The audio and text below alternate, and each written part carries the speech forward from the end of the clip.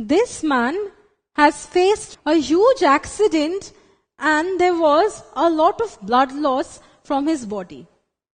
Now, a doctor passing by immediately bandaged his hands so that there is no excess loss of blood from his body. Then he was taken to the hospital. So the two things that were done immediately was his wounds were stitched up so that excess amount of blood is not lost from his body. And secondly, so blood was supplied to his body to replenish the lost amount. So why is blood so important? So blood transports oxygen in the body. And this oxygen that the body cell gets through the blood from the lungs converts the glucose molecules that we intake into energy in the forms of ATP. To have a healthy body, we must take a nutritious meal. So food contains various nutrients in them which our body needs to absorb. So the absorption of nutrients takes place in the small intestine. Now after food gets absorbed, this absorbed food gets transported to all parts of the body through the blood.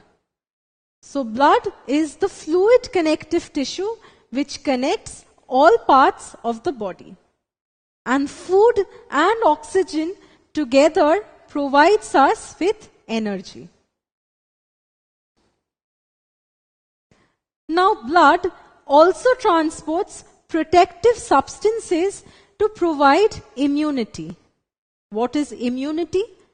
Immunity is the strength to fight a disease.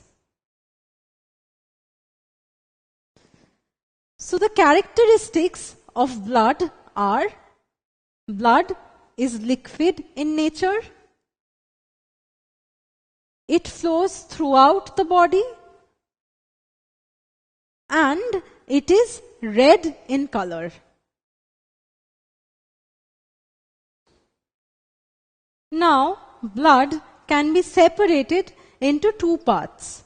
A portion of the blood sediments below, and this portion is solid in nature and is known as the formed elements.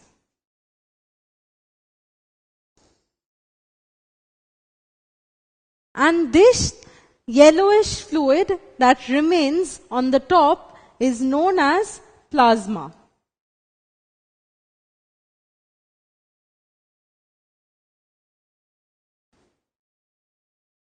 Blood is present in every corner of our body. Just carry out this simple experiment. Press your nail with your finger. You will see that the redness of your nail will disappear. And when you release your finger once again, the redness will appear. So what is happening here? See, when you're pressing your nail, the blood flow is getting obstructed, and that is why the reddishness, it disappears. But when you release your finger once again, the blood flow again starts in that region, and so the redness comes back.